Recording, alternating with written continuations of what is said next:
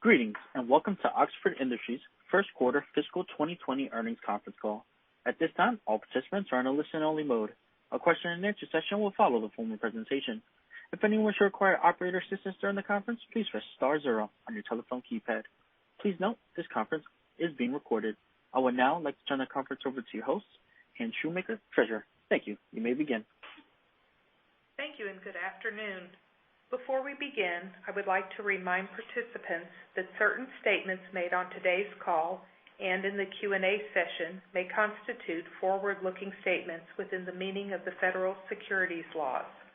Forward-looking statements are not guarantees, and actual results may differ materially from those expressed or implied in the forward-looking statements.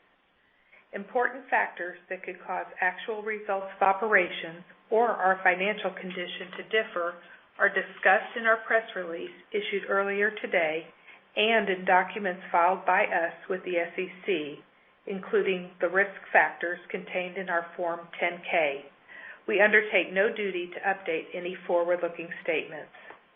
During this call, we will be discussing certain non-GAAP financial measures.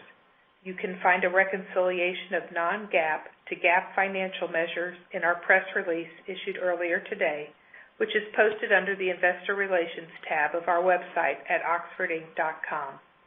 And now I'd like to introduce today's call participants. With me today are Tom Chubb, Chairman and CEO, and Scott Grassmyer, CFO. Thank you for your attention, and now I'd like to turn the call over to Tom Chubb. Good afternoon, and thank you for joining us. Before providing you with an update on our response to COVID-19 and our first quarter financial and operating results, I'm going to spend a few minutes on recent events.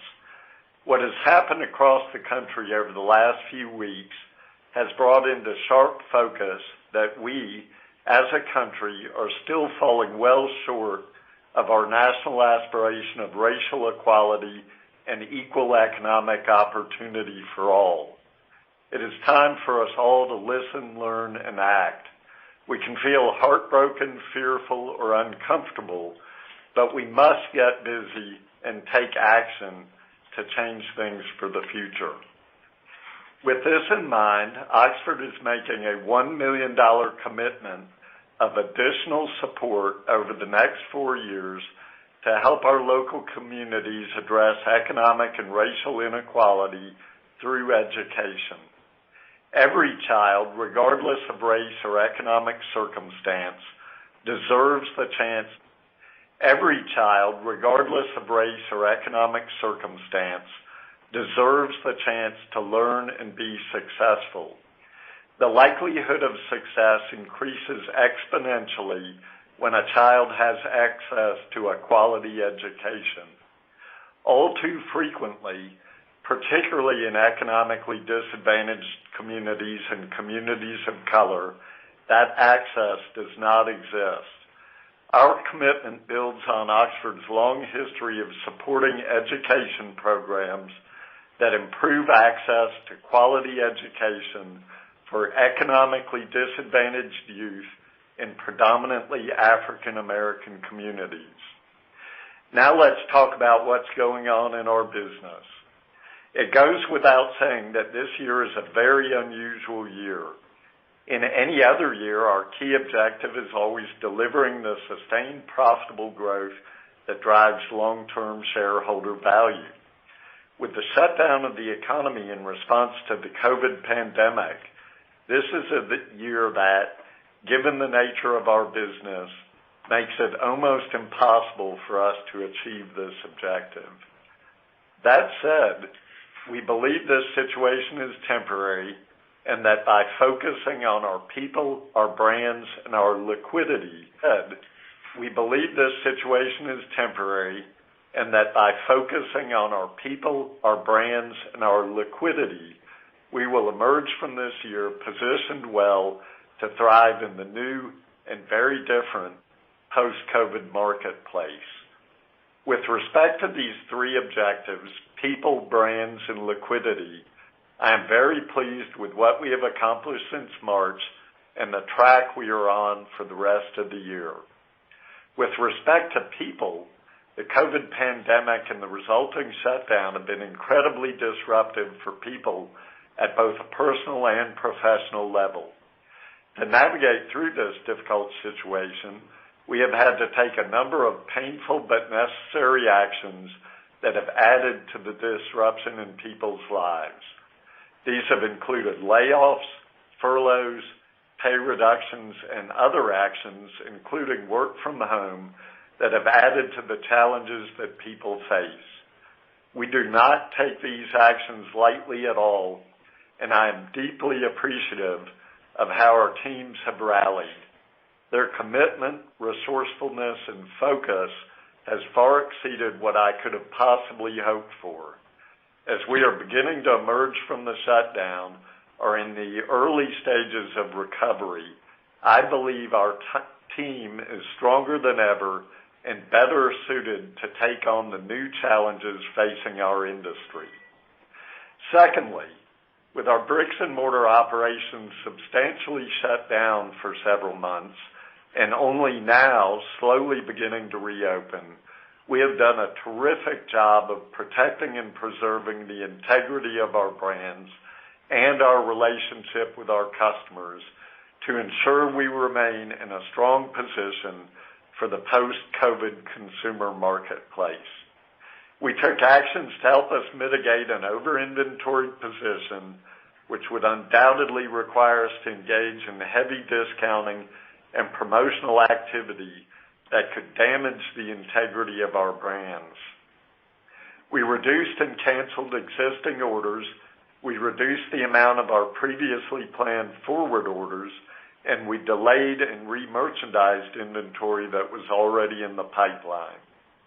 Through our digital marketing and e-commerce capabilities, we have also done a great job of keeping our customers engaged with our brands in ways that are relevant during this unusual time.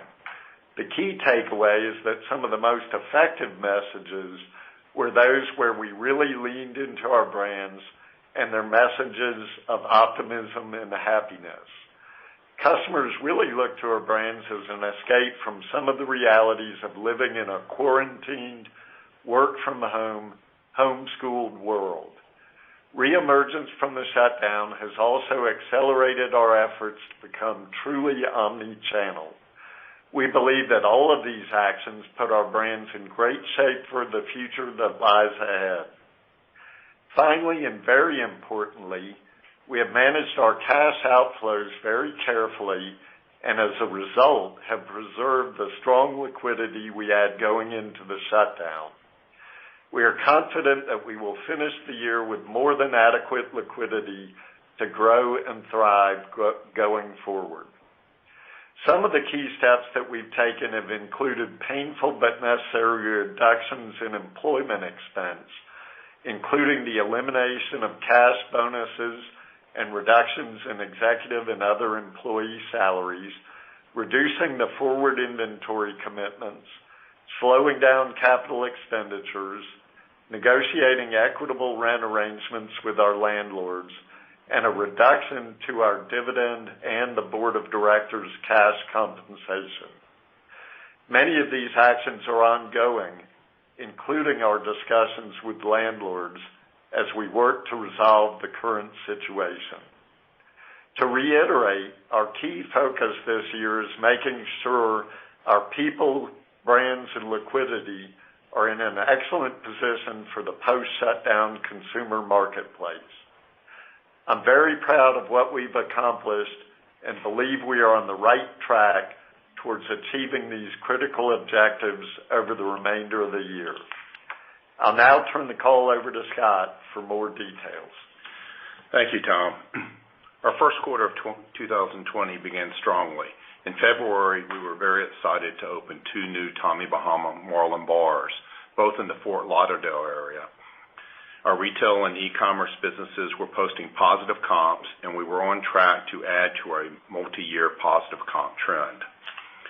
As we approached mid-March, the spread of COVID-19 started to accelerate and began impacting the retail marketplace.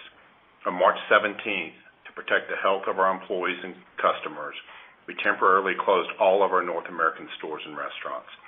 Our corporate offices successfully adopted work-from-home strategies, and with appropriate safety measures in place, we have been able to keep all of our distribution centers open. The impact to Oxford from the COVID-19 crisis is exacerbated by the seasonality of our business. Our Tommy Bahama, Lilly Pulitzer, and Southern Tide brands are oriented primarily to spring-summer, with March through June being 4 of our strongest months of the year. Our stores and restaurants, which make up 47% of our overall sales in 2019, just began to reopen in early May, and we expect to have almost all of our locations open by the end of June. As our stores open, however, they are operating with many restrictions in place and consumer traffic that is rebuilding slowly. The stores that are open are operating at about half prior year levels on average, with significant regional variations. While we don't expect revenue from stores to reach prior year levels at any time during 2020, we do anticipate steady improvement as restrictions ease and consumers' comfort level increases around travel and shopping. Turning to our wholesale channel, it appears that the pandemic is likely to accelerate the closure of a number of department and specialty stores.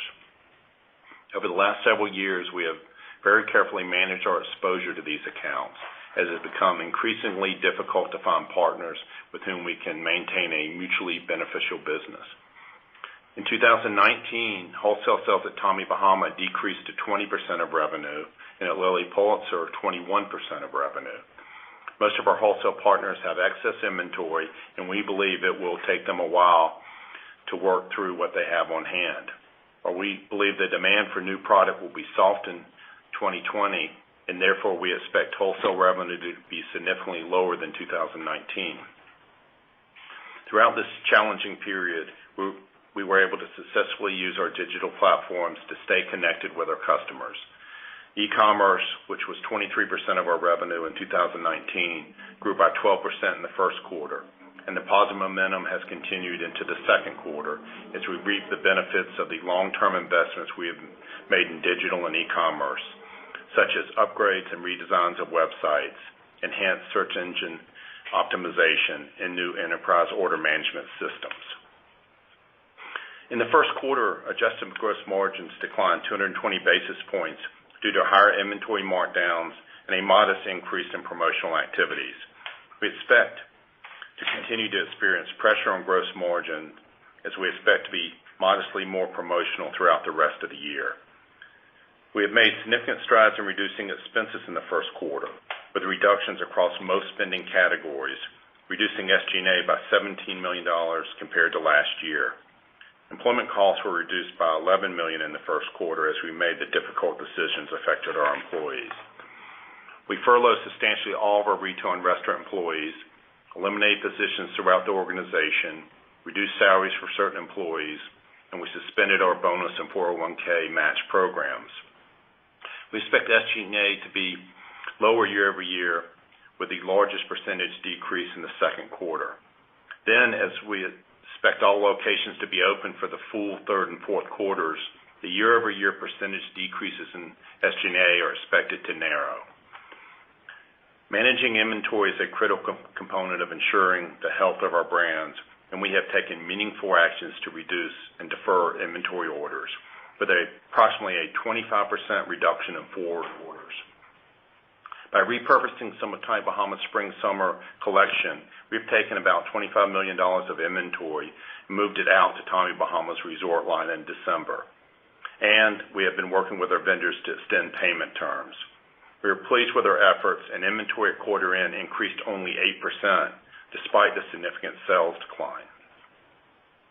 While it's incredibly difficult to project results in this uncertain environment, I want to add some color on how we currently view the remainder of the year.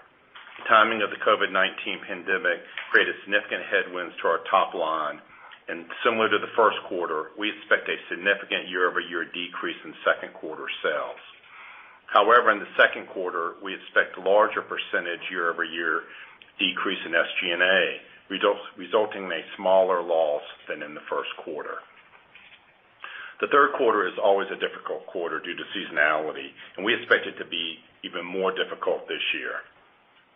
Right now, we are projecting the fourth quarter to be modestly profitable, with some recovery in our direct-to-consumer channel, but sales will still be below last year. As Tom mentioned, preserving a high-level liquidity is essential during these uncertain times. We have ample liquidity to meet our ongoing cash requirements, reflecting the strength of our balance sheet entering the pandemic, as well as the recent actions we have taken to mitigate the COVID-19 impact. During March 2020, as a proactive measure to bolster cash, and we drew down $200 million of our $325 million asset-based revolving credit facility. At the end of the first quarter, we had $208 million of borrowings outstanding, an additional $114 million of unused availability, and $182 million of cash and cash equivalents. Our cash flow from operations used $46 million in the first quarter, compared to a use of $6 million in the prior year period. As we enter the second quarter, our cash burn rate has decreased, and we expect it to continue at lower levels throughout the remainder of fiscal 2020. In the first quarter of fiscal 2020, net sales in each of our operating groups decreased from prior periods, resulting in significantly lower operating results, including operating losses in each group other than Lilly Pulitzer. As a result, this triggered first quarter goodwill and indefinite-lived intangible asset impairment assessments in accordance with our accounting policies. Our assessments concluded that the fair values of the Southern Tide goodwill and indefinite-lived intangible assets as of May 2nd, 2020 did not exceed their respective carrying values, resulting in a $60 million non-cash impairment charge. Last quarter, the Board of Directors reduced our quarterly dividend from 37 cents per share to 25 cents per share. The Board has determined that it is appropriate to keep the dividend payable on July 31st at 25 cents per share. The Board has also elected to reduce its cash compensation by 50% for the remainder of the fiscal year. Thanks, everyone, for your time today. We appreciate your support. Please stay safe during these challenging times. Devin, we are now ready for questions. Thank you. At this time, we will be conducting a question-and-answer session. If you would like to ask a question, please press star 1 on your telephone keypad. A confirmation tone will indicate your line is in the question queue. You may press star 2 if you would like to remove your question from the queue.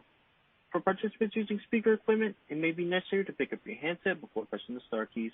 One moment, please, as we poll for questions. Our first question comes from the line of Rick Patel with Needham & Company. Please proceed with your question. Thank you. Good afternoon, and hope everyone is well. Thank you, Rick. You touched on stores not reaching the same level of productivity as last year during 2020. Can you provide some additional color by channel? I'm assuming you still expect ECOM sales to be higher, but love to get any color you may have on store-level sales versus wholesale as we think about the next few quarters. Yeah, so I think with respect to ECOM, it's been strong. It was strong in the first quarter. Second quarter actually is going really, really well so far, and we expect it to, frankly, remain strong throughout the year. I don't really see that taking a turn for the worse at all.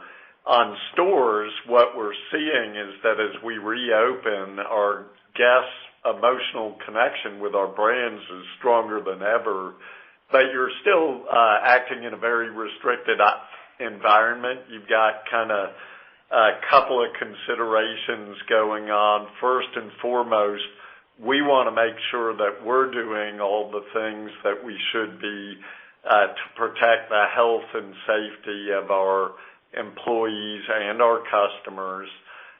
Secondly, you've got sort of governmental restrictions and guidelines that you're trying to comply with and are complying with.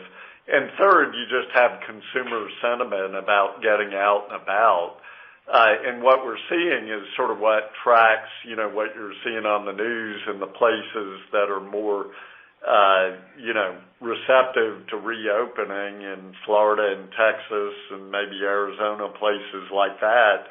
We're seeing really, we're in many cases approaching the level that we did last year, and on specific days we're actually even comping up in some places. Not every day, but some days. And then in other places it's much slower, and our general experience as we've been bringing stores back is that they start back, and first couple of days back you're doing 10 or 15% of what you did the previous year, and then it tends to build up from there. On the wholesale, they face a lot of the same challenges. On top of that, a lot of them are in really tough inventory positions where they've got a lot more inventory than they need at the moment, and they need to work through that. So we expect demand there to be suppressed for the balance of the year. I just don't think they'll be taking in goods at the same level or close to what they did last year, really. So ECOM really good. Retail, our own direct channels, I think will build sequentially through the year. And the wholesale, I think, will continue to probably be challenged through most of the year. Scott, and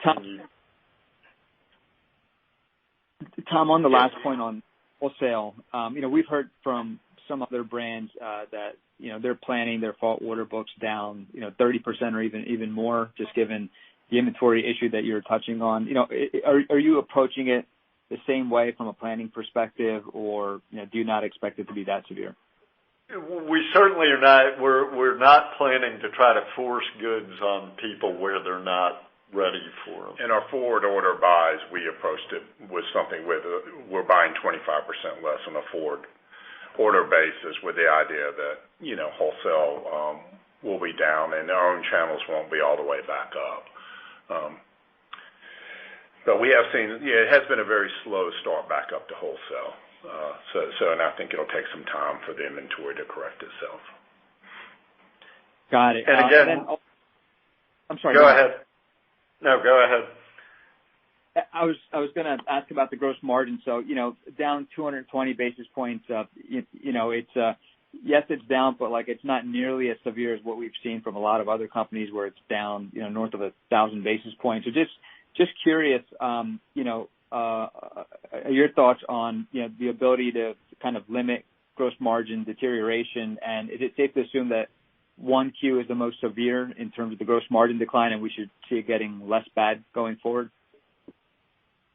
As we get into season clearance periods, there'll probably be more goods clearing. So I think those quarters could have a little bit more pressure. Hopefully, when we get into the fourth quarter, it'll maybe be a little bit less pressure.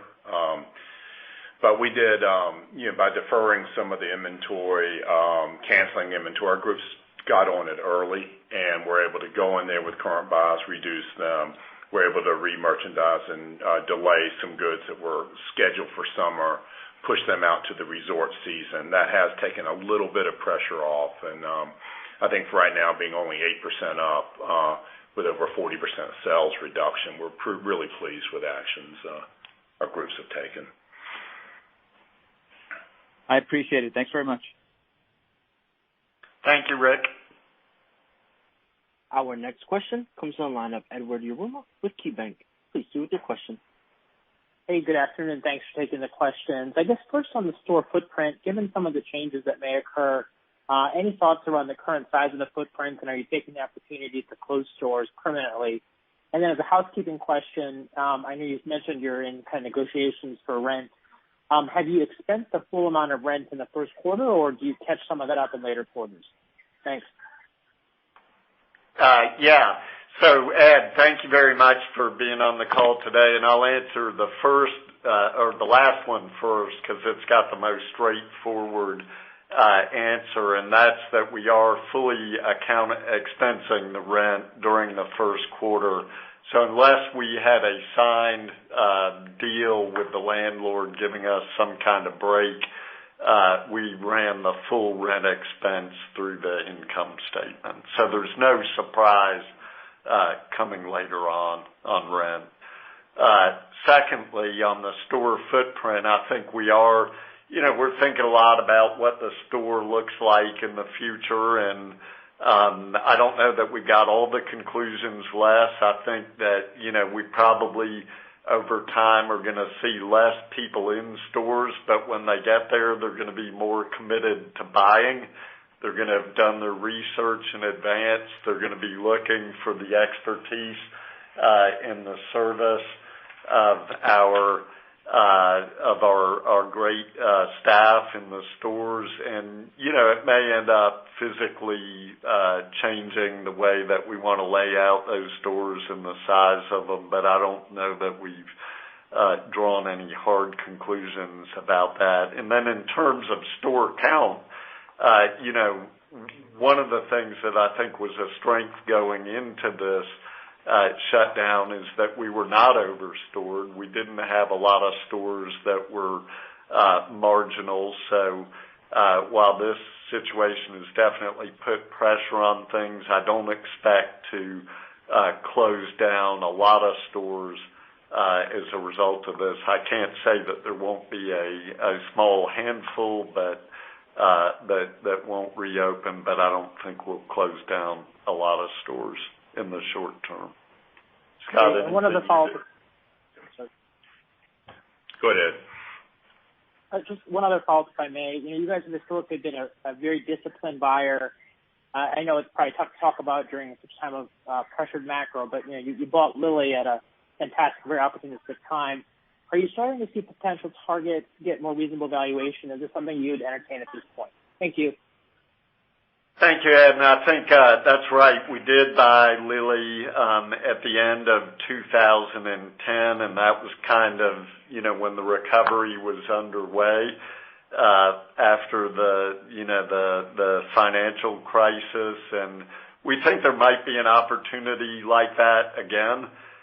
What we're seeing right now is a little bit more of sort of distressed situations where the businesses were probably not in the best shape going into the crisis and just have had further strain on them. But I think, hopefully, and our eyes are open to it over the coming months as things start to rebound. There could be some good opportunities, and we will definitely be looking for them. Thank you. Our next question comes to the line of Susan Anderson with B. Riley FBR. Please proceed with your question. Take my question. Hope everyone's well. I guess maybe to start out, can you talk about, the differences that you're seeing? I think you said that some stores were opening, or maybe it was the average down 15 and then improving.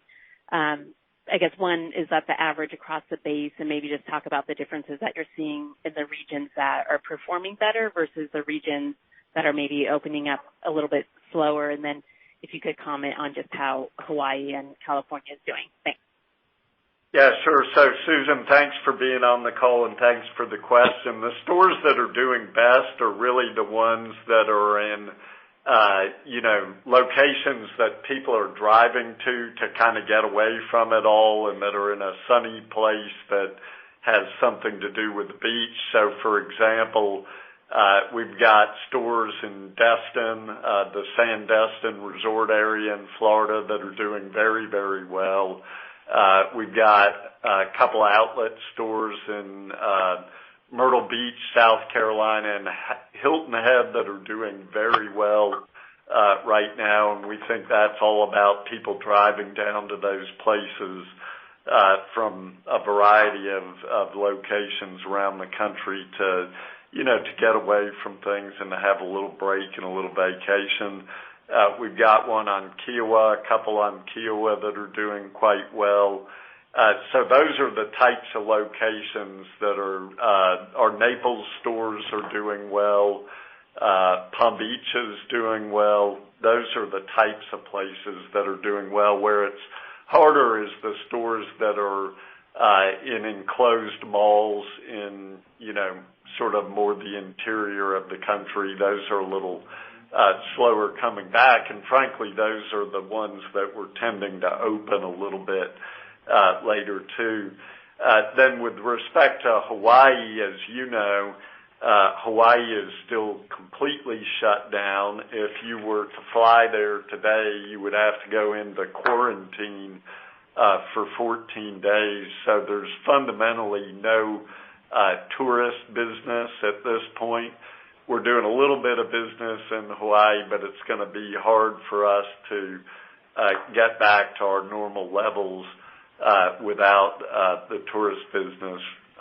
We're looking forward to when it reopens. We think it will. The COVID case level is very low at this point, so we're hoping that that'll come reasonably soon. And then Hawaii has a little bit of an echo effect on California because a good bit of our California business is people who are West Coast based that are headed to Hawaii on vacation, and they stock up before they leave. On the other hand, we have some California locations that I think as things begin to open up out there are going to do really well. Palm Desert and Palm Springs, even though they're very hot during the summer, I still think a lot of people from Southern California will want to drive over there on the weekend just to have a break. And that should benefit us in those markets. So definitely a mixed bag by location. Warm, sunny, outdoor, and drivable are all big pluses right now. Great. That's very helpful. Thanks for all the details. And then, sure. Not sure if I missed it, but can you talk about maybe the online business by brand in the first quarter? And then I think you said in general, online accelerated in second quarter. Did you see that across all of the brands also? So in Lilly, across the board, we were up 12% for the quarter, which was good. We had a good start to the quarter. Then the earlier parts of the quarantine, it was a lot choppier. And then as we got later into it, and even up till now, it's picked up a lot. I would say that Lilly has been the strongest, but I think we've been pleased really with what we've seen across the board. And in terms of second quarter to date, I think it looks really good so far. Again, Lilly's leading the pack, but I would say that I would point out that for Tommy, you've got a big calendar shift going on in that Father's Day this year is the latest it can be versus the earliest it can be last year. So you're really not quite comp yet because that's such a big event for us. We anticipate we're going to have a big next couple of weeks in Tommy Bahama with Father's Day coming, and that'll be good. We're actually pleased with how we're tracking there month to date, and it sets up for good Father's Day there, which should lead to a pretty good quarter there in ECOM. Great. And I guess one last question. I think you had said that you're planning orders down 25 in the back half. I'm assuming that, because I think you saved maybe some product that you were originally going to launch in first half or back half, that offsets that a little bit. And then I guess, if demand's stronger than that, I guess is there any ability at all to chase? Well, I think what we're doing, you're doing a couple of things, Susan, with the inventory. You're planning for a business that for the year is going to be significantly smaller, so you just need less inventory. That's one thing you're trying to adjust for. And the second is you have all this inventory that's kind of been in quarantine too that you need to still use at some point. So you reduce forward orders, you cancel forward orders, you buy less forward, and then you take what's already in the pipeline and you delay it and re-merchandise it for later quarters. But there are a couple of things that you're trying to do, but we've effectively planned in to a smaller business for the year. I think it would be a high-class problem if we ended up, short of inventory in the fourth quarter. There's some ability to chase if things really start to take off in the third quarter. And even with everything we've done on the inventory front, I'm still not really worried about being short of product. Great. That's helpful. Thanks so much. Good luck in the second quarter, and hope Thank everyone's you, Susan. safe and healthy. Thanks. Yeah. Thank you. You too. Our next question comes from the line of Steve Marotta with COK Associates. Please proceed with your question. Good afternoon, Tom, Scott, and Ann. Could you mention if any Marlin Bars have reopened and if there's any material variance in the performance of those locations versus the average store opening? Yes, we've got a couple of Marlin Bars open, and they're doing really well. I'm glad you asked that question because we actually think the Marlin Bar is perfect for the situation that we're in. People are a lot more comfortable outside for good reason. All the health experts will tell you that the risk of spread is a lot lower outdoors, especially in hot, humid climates. So that sets up really well for our Marlin Bars.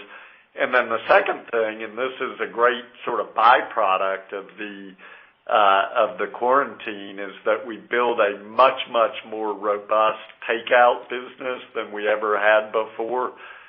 We really fundamentally weren't really in that business before.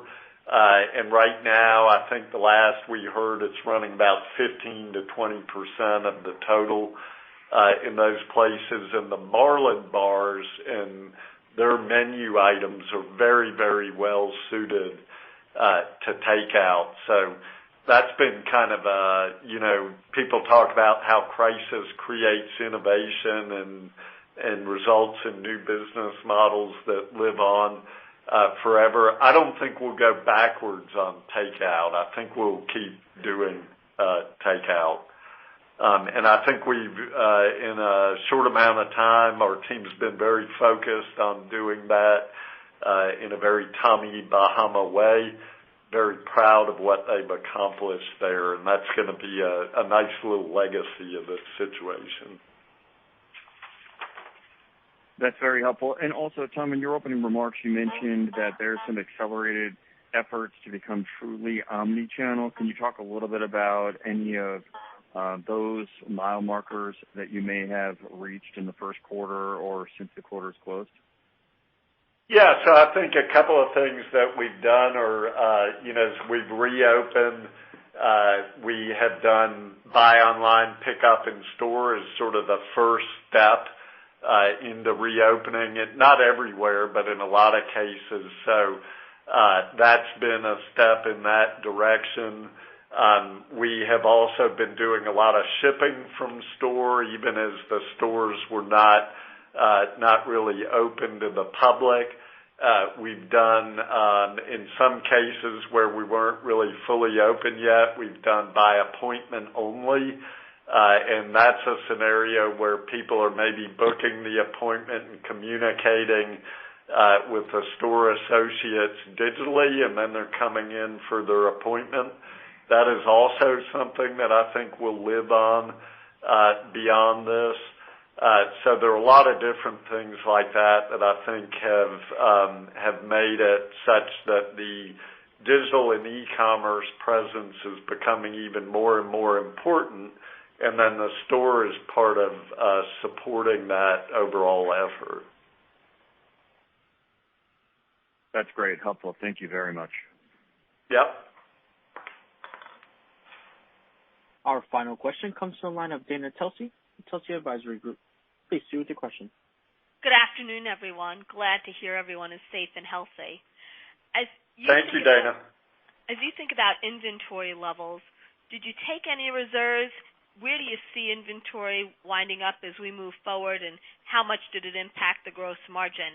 And are you packing and holding any for next year? We took about $4 million of additional inventory markdown reserves in the first quarter. So it did weigh on our margin some.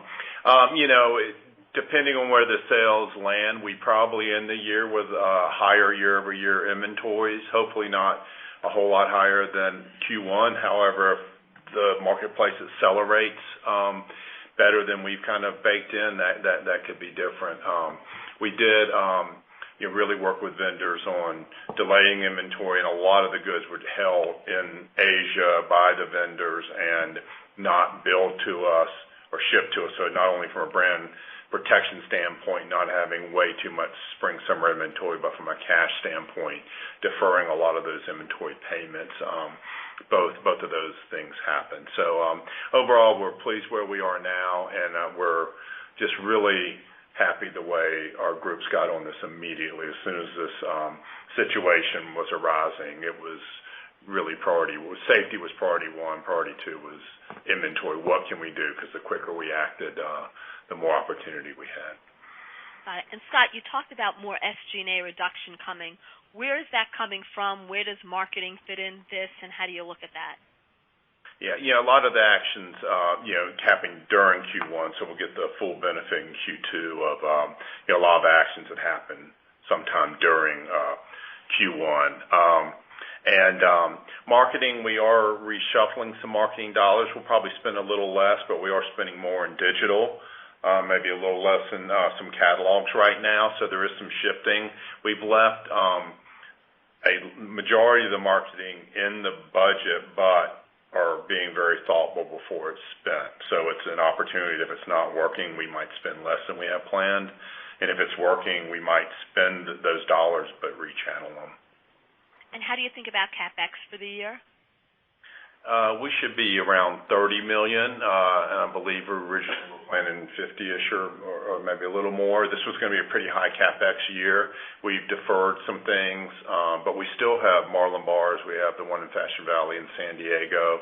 We're still going forward with Jacksonville was well under work, so we've got that Marlin Bar about finished up. Lahaina in Hawaii, that one's under construction. So those are ones that we just had to move forward with. Systems project-wise, there's some things we are deferring to next year, but there's some things that we really believe we can get a good revenue boost for, it's worth going forward with. So we're not being, we tightened up on and we deferred what we could, but at the same time we're trying to be smart about it and things that can really help drive revenue in the nearer term we've gone forward with. When you think of the complexion of the second quarter, could the sales decline in the second quarter be as great as the first, and then the SG&A reduction help to make up for it? And my last question is, what permanent changes in how you run the business is coming out of this? On the SG&A, that's correct. One thing to remember, first quarter, we shipped in a lot of wholesale in first quarter early. Now wholesale's really, we don't expect a whole lot of life in second quarter in wholesale. So the sales decline, it could be as big as first quarter. It's obviously very difficult to project, but we do see a significant decrease in sales, and as you said, the SG&A helping offset that. Yeah, in terms of the way that the business will permanently change, Dana, I think it's really, that wholesale probably is going to continue to decline in its importance to us. ECOM is going to continue its rise to sort of the center of our world, and stores will be a very important, our own stores will be a very important part of that. I think we are making great progress towards being truly omni-channel with sort of a single view of the customer and single view of inventory, the ability to fulfill demand from anywhere with inventory from anywhere. We're making great progress on those things. Most of that was in works already. It's just that the quarantine, the shutdown have really just accelerated trends that were already happening. Got it. Thank you. Thank you, Dana. Stay well. We have reached the end of our question and answer session, and I would like to turn the call back over to Mr. Tom Chubb for any closing remarks. Okay, Devin, thank you very much to all of you for being on the call today. We very much appreciate your interest. We wish you a safe and enjoyable summer, and we'll look forward to talking to you again in a couple of months. This concludes today's teleconference. You may now disconnect your lines at this time. Thank you for your participation, and have a wonderful day.